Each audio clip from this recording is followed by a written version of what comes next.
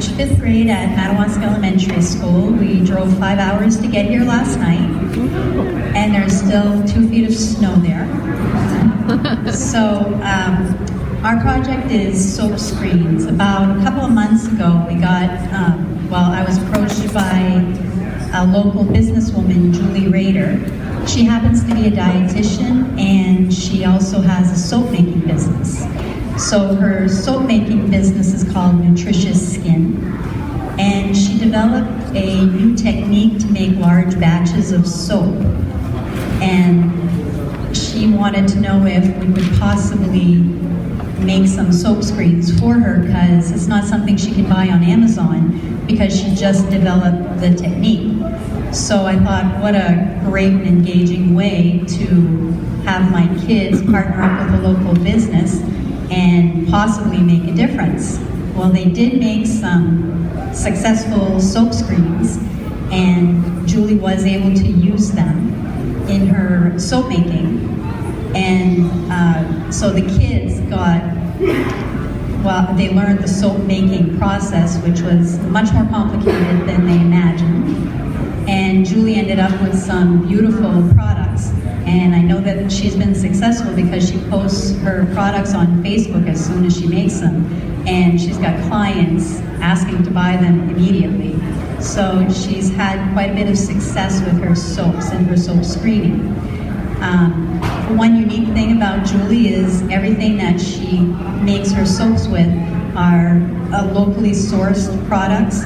And we have up in the valley an Acadian background, and she uses a lot of the Acadian ingredients in her soaps. So she's even juiced fiddleheads to put in her soaps. Wow. She knows what's good for the body, and since she knows that, she thinks in her soaps it's going to be absorbed in the skin and have good benefits as well.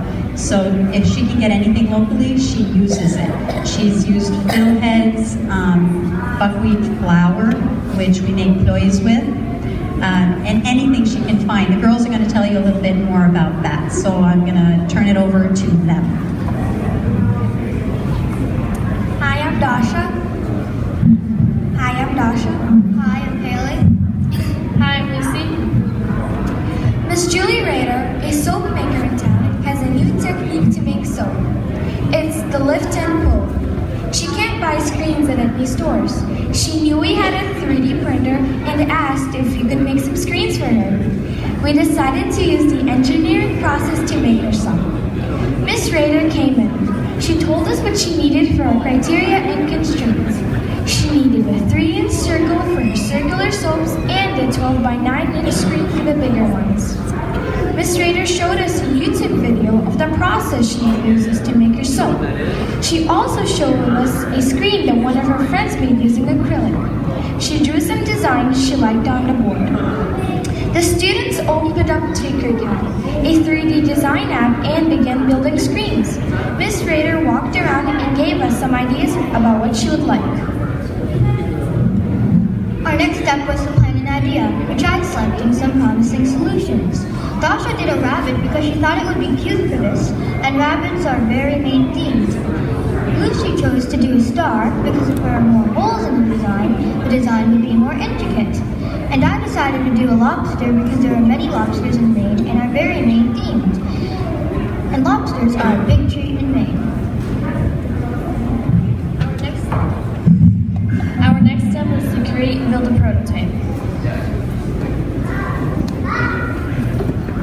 So this is my star design. This is how it turned out after developing it on Tinkercad and printing it.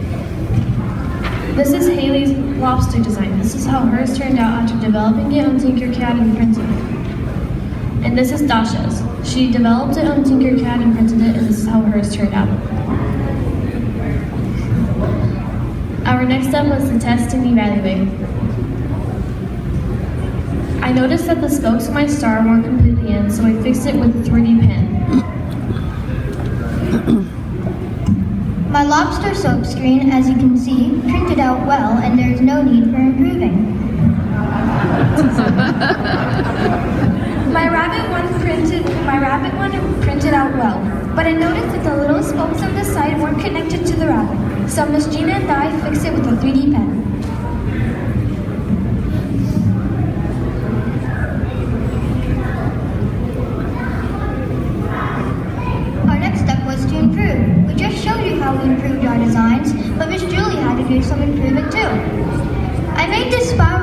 screen that I got off a website called Thingiverse and modified it, then printed it using Tinkercad.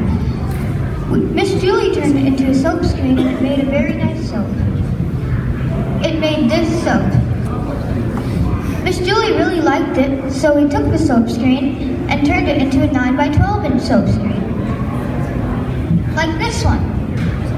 As you can see, we had a picture, but at first there are big holes in the design in the middles right here.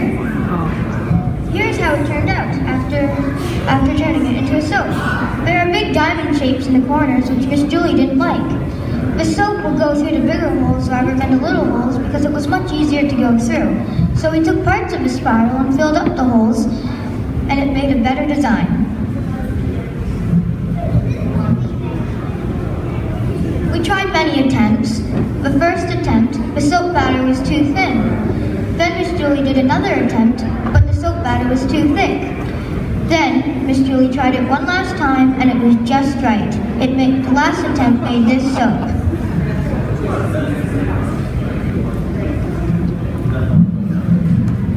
These were our main connections. Miss Julie Rader uses blueberries, fiddleheads, potatoes, lard, honey, goat milk, and oats in her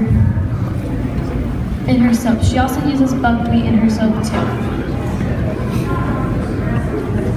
Maine is also connected globally.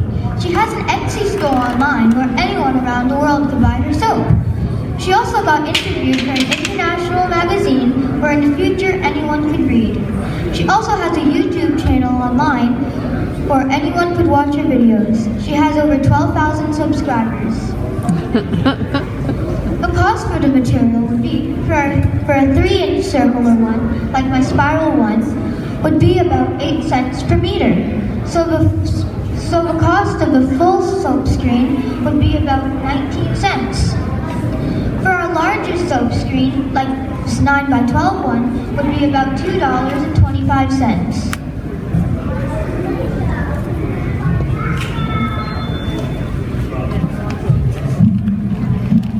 Miss Gina made this fiddlehead design on Tinkercad. Miss Rader made a soap out of this, and it turned out like this. She also made some designs on the front.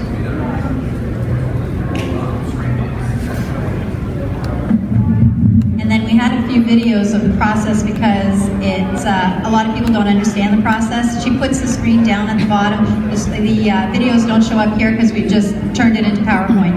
So what she does is she puts the screen down at the bottom and then lifts it up through as it's gelling, and it makes the nice designs. And I think that's all we had, right? Okay, so we are done.